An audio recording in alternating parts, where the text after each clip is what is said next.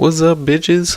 Pandemic here, and we have Judge, and this is going to be our final video for Realm of the Mad God, which also happens to be our review of the game thus far. So we're going to cover the good points, the bad points, our overall feel of the game, and then we're both going to give it a final rating. So do you want to kick it off? Yeah, well, first we want to look at the good aspects of the game. So, I think foremost, the best part about this game is that it's so simple. Yeah, I agree on that point because, you know, it's not too graphic intense, so that means everybody can play it, which brings in the whole massive multiplayer experience as well, but also it brings more of a Super Nintendo kind of feel to it. Yeah, definitely, and that's another reason I really like this game. Is it has that old school kind of feeling to it, so you feel like you're playing a Nintendo game or something. Yeah, I notice with a lot of the newer games, you kind of get more into it, and it's nice to go back and see where gaming roots really came from, and to have more modern style games have that sort of graphical feel to it is always refreshing. Yeah, and also not just the graphic style is old school. The gameplay is very old school in the sense that it's really simple. I mean, you only really use two buttons to fight, and then 4 buttons to move around. Yeah, pretty much. I mean, you can make hotkeys for using potions or something, but even then you use 8 keys in total. Mm-hmm. So it's really simple for anyone to pick up. Doesn't really matter if you're like a hardcore gamer or a new gamer. Anyone can get the hang of it really easily. Yeah, and also that there's no in-depth storyline to it, so you can kind of just jump right in and get a feel for it. It's not like you have to know a previous background storyline in order to, make decisions in the game. You just jump in and start killing stuff. Yeah, you don't really have to have any prior knowledge because there really isn't any. You just kind of start playing. Yep. For me, though, I liked it a lot because it was a hack and slash sort of. It's actually considered a bullet hell RPG, but I don't know. I felt sort of if you could imagine Dynasty Warriors, where you're just like killing a bunch of stuff, but graphically dumbed down a lot. Yeah, I could see that. It's a lot like those kind of big, massive groups of enemies. You just start chopping them down. And that's another good point. Another good thing about this game is that it can get really, really intense at a moment's notice just because of all the enemies on screen. You can have 50 different enemies attacking you and bullets going everywhere, or magic attacks or whatever, and having to dodge everything. Oh yeah, I remember there was the one time we were walking straight up the little road and then just massive amounts of stuff just swamped us, and actually even though they were low level and I was max level, I almost died because just the sheer amount of numbers that were coming through. Yeah, moments like that definitely add a pretty intense feeling to the game. So, and while there is all this goodness to this game, there is also their fair share of bad, and my main gripe about this game is it's permadeath, meaning that when you die, you lose everything, unless of course you have items stored in a vault or on a mule account. But that's not really practical in most people's cases. They just join the game and start to play, and then when they die, they're like, well, what the fuck, where'd all my stuff go? Yeah, I can definitely attest to the fact that when you die, that is just the worst feeling, knowing that you just lost all that good stuff that you just found. All your high tier items that you just busted your ass for a couple hours to find, they're just gone. No chance of anyone picking them up for you. Nope. Just gone.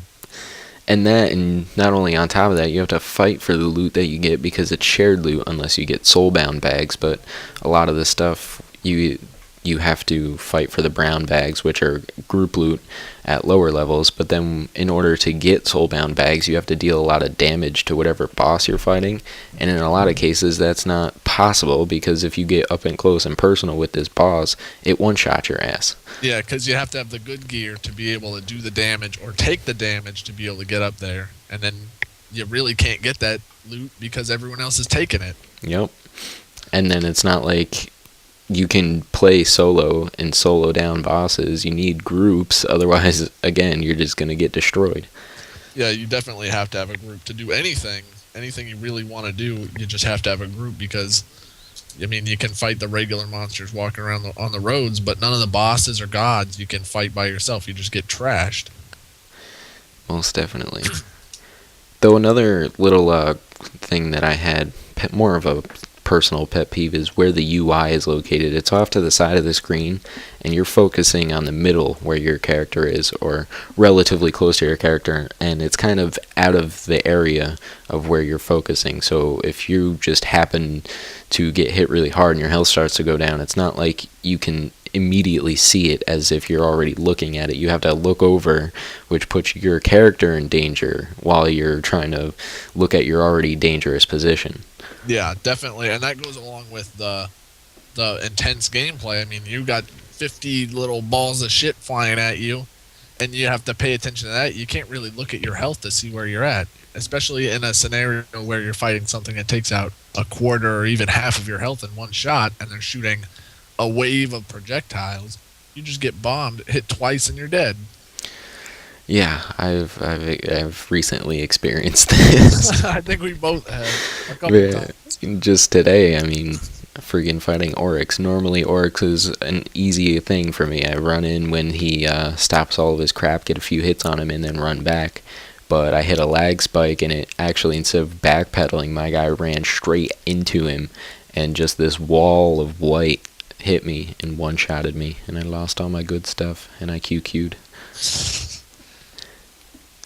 Well, I also another one of the biggest things I don't like about this game is there is no group or region chat at all. It's all just global chat. You Yep. cannot talk to anyone personally.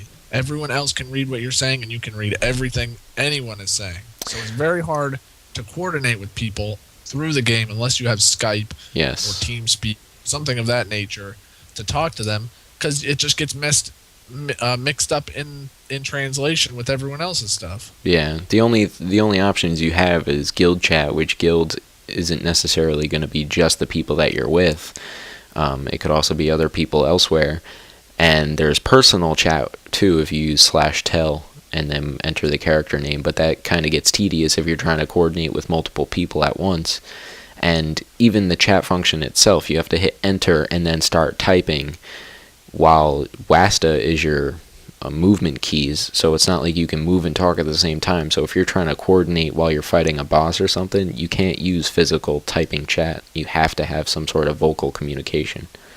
Yeah, that's probably the biggest problem in my opinion is just that there's no way to join a group, no way to chat with a group, no way to just chat with the people around you. If you say something, everyone hears it, and you can hear everything anyone says. So it's Yep. extremely difficult to Yeah. try to coordinate anything in this game.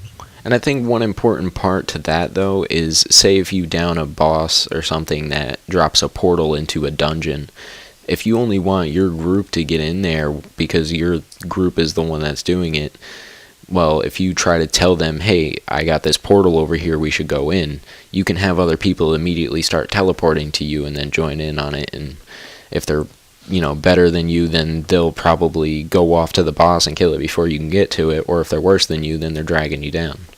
Mm-hmm. Yep, completely agree with that. So overall, though, I feel like graphics weren't a major part of it. It's still fun due to that, but it's also frustrating at the same time because of the hectic part and the permadeath. But overall, I can say that I enjoy the moments of intensity, and I've been a fan of the pixelated games for quite some time, and it brings a fun and fond twist to almost like a Mario style game, that 8-bit feel. And other than that, the only real gripe I have is dedication on the groups, and loot is poor, and it's hard to locate where your teammates are. Yeah, well, I have to agree on the same points. I mean, it's a fun game, easy to pick up, anyone can really play it, but then the funness is just completely offset by the annoyances. No, you can't have a group. It's so hard to coordinate anything with anyone, and then dying is just such a pain in the ass. Yeah. No, not even a chance to get any of your stuff back if you're playing it on Steam. Yep. Which is why, I mean, just a quick little note. The fact that it's permadeath makes you want to be good at the game. Like, it makes you want to have the best stuff. But the other aspects of it make it almost impossible to do so. Yeah, pretty much. I mean, that's about the basic gist of the game. It's fun till you die, and then you're just mad. So, in the end, I think what rating did we come up with? 6 out of 10? Yeah, I think 6 out of 10's good. It's a pretty good game. Has a lot of problems, but it's just a little. It's definitely a good game to check out, Yeah. especially if you're a new gamer. It's something easy to get you into the scene, or even if you're an old school or a hardcore gamer. I mean, you can get into it. It has its fun moments. Yep. I feel like it's kind of in the middle as far as good and bad, but since I did enjoy playing it, and we did spend quite a few hours in this game alone in the past couple of weeks, that it kind of pushed it just above the midpoint for me. Yeah, at first I thought that I kind of thought, well, I'm thinking like a 4 or a 5, and then I just remembered. I mean, I sat here playing this game for looks like right now I have 13 hours on the game. If it wasn't fun, I wouldn't have spent 13 hours playing it. So I think I definitely have to give it a pretty decent score. I agree. Well, I think that's it for this game. Now we can move on with our lives and, avoid the frustration of Realm of the Mad God and move on to further frustrations with some of the other games that we're going to encounter soon. So until those days come, we'll see you later. Peace.